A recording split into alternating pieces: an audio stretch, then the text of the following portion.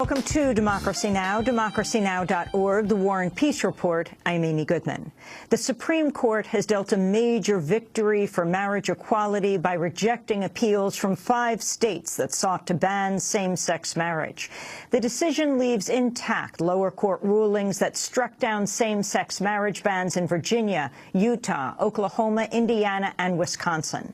Rob McPherson, a plaintiff in the Indiana case, celebrated the ruling with his husband, Stephen Stolen. We've been together for 27 years, and this just kind of makes it official, and we can check a few boxes and get some health insurance for Stephen because he needed health insurance. They can't deny that for me anymore, or for him anymore, and our daughter is protected if something happened to us, so that's the most awesome thing. Within hours of the ruling, county clerks across the 5 states began issuing marriage licenses to same-sex couples. The Supreme Court's decision will also expand same-sex marriage rights to 6 additional states, which are covered by the same federal appeals courts as the initial 5: Colorado, Wyoming, Kansas, West Virginia, North Carolina, and South Carolina. That'll bring the total number of states where same-sex marriage is legal to 30. A majority of the country. U.S.-led warplanes are targeting Islamic State militants near the besieged Syrian town of Kobani along the Turkish border. Kurdish forces are struggling to push back the militants after they advanced into the town Monday, claiming eastern neighborhoods and causing hundreds of civilians to flee. U.S.-led strikes in the area over the past 2 weeks have so far failed to halt the militants' advance. If the militants capture Kobani, they will control a large swath of the Turkish-Syrian border. According to U.S. Central Command, the United States and its allies have carried out over 340 airstrikes in Iraq and Syria as of Monday, about 70% of them in Iraq. Apart from 8 strikes aimed at the Khorasan group, all of the strikes targeted the Islamic State.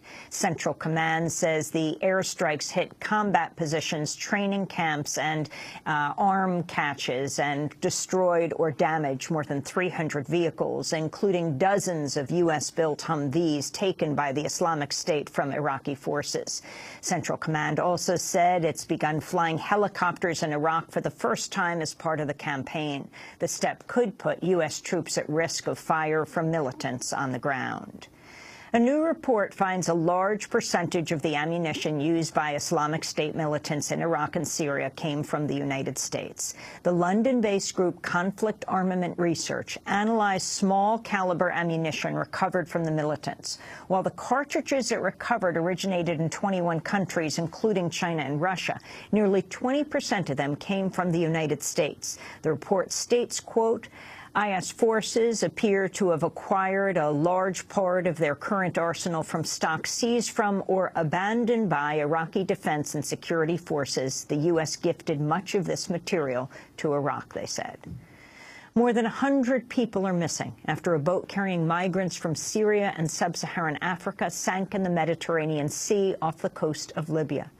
Dozens of other migrants were rescued. A report last month found more than 3,000 migrants have died crossing the Mediterranean Sea to Europe this year, more than twice the previous high from 2011.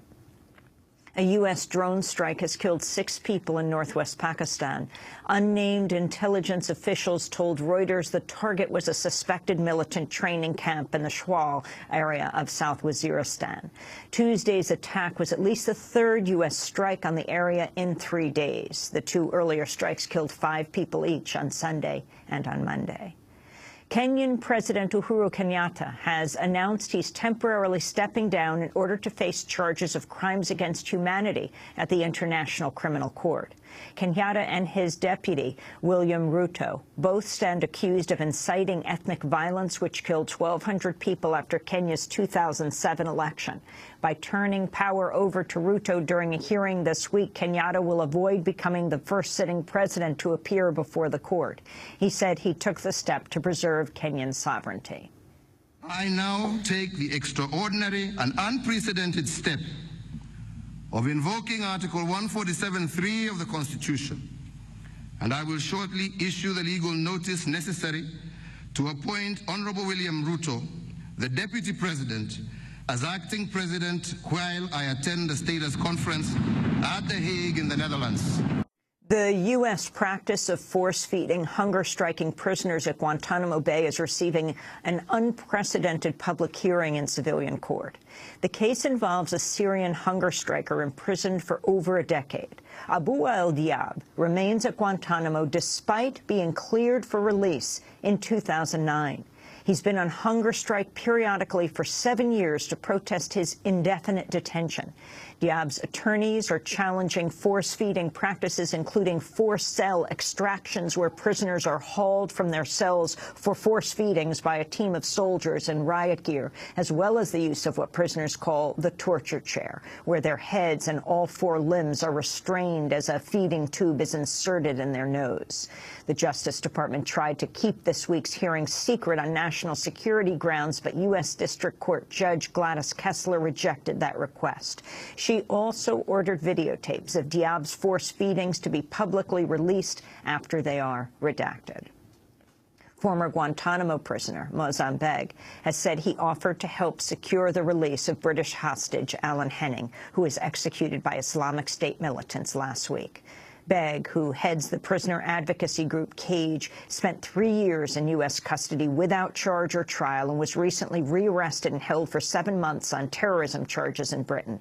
He was released after the case against him collapsed. Before his arrest, Mohsen Beg had begun talks with the British Foreign Office over helping to secure the release of Henning, the taxi driver who was on an aid mission in Syria.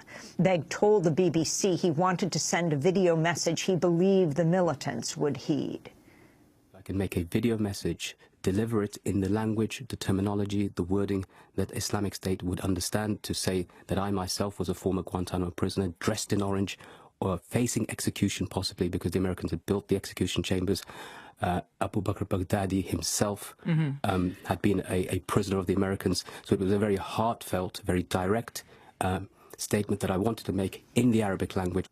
Mohsen Beg said he had spent time in Syria before the rise of ISIS and secured the release of other hostages. He said the British government failed to look at his offers seriously due to, quote, its attempt to demonize and criminalize me, he said.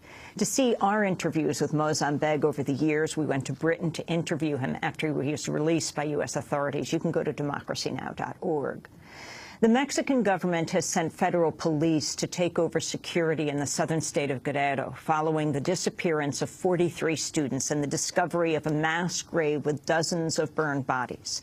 The students, who are from a rural teachers' college, have been missing for well over a week after police and unknown gunmen ambushed their buses near the small city of Iguala, where they had gone to solicit donations for their school. 22 police officers have been detained, and the city's mayor and police chief appear to have fled rather than face questioning. The police have been accused of collaborating with a drug gang called Guerreros Unidos. Mexican President Enrique Peña Nieto vowed to bring the perpetrators to justice. I particularly regret the violence that has occurred, and above all else, that they are mostly young students who have been affected, and their rights violated in the municipality of Iguala. Mexican society, the families of the young people who unfortunately went missing, are rightly demanding clarification on the incident, and that justice be done, that those found be brought to justice, and that there is no impunity in this case. Meanwhile, the families of the missing students have continued to protest the government, saying officials are not doing enough to find their loved ones.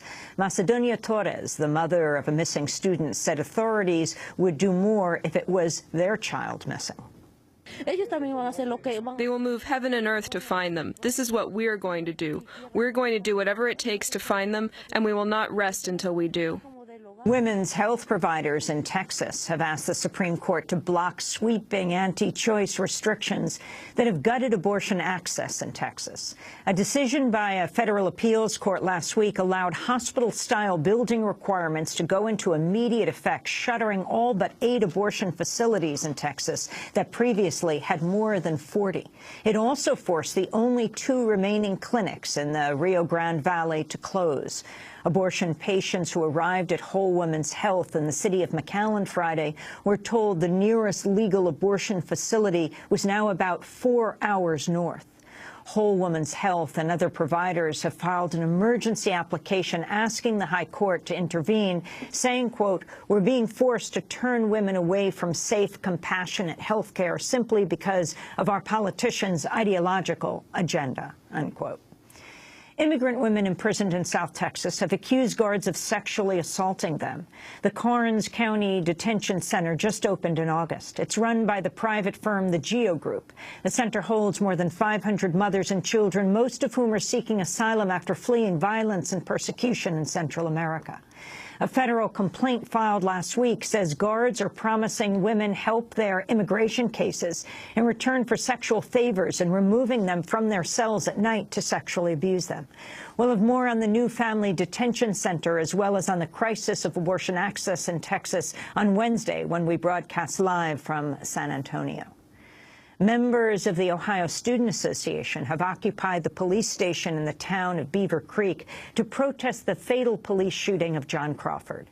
A 22-year-old African-American, Crawford was killed inside a Walmart in August when a 911 caller falsely accused him of pointing a gun at customers.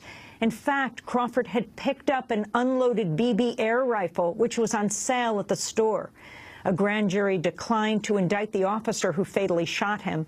Last night, about 20 students slept in the lobby of the Beaver Creek Police Department. They're demanding the firing of the officer who shot Crawford and criminal charges against the 911 caller, Ronald Ritchie, whose account was contradicted by surveillance footage. A federal judge has ruled police in Ferguson, Missouri violated the Constitution when responding to protests over the fatal police shooting of 18-year-old African-American Michael Brown. The case concerned the police practice of forcing protesters to remain in constant motion, telling them they were not allowed to stand still or that they were walking too slowly. And the activist, professor, and writer Betty Reed Mandel, a longtime advocate for welfare rights, has died in Massachusetts at the age of 89. Known locally as the fairy godmother of the welfare office, Mandel distributed survival tips to help homeless people obtain aid and published frequent articles challenging what she saw as a war against the poor. She was a former editor of the journal New Politics, along with Marvin Mandel, her husband of 60 years. And those are some of the headlines. This is Democracy Now!, democracynow.org, The War and Peace Report. I'm Amy Goodman. And I'm Aaron Maté. Welcome to our listeners and viewers around the country and around the world.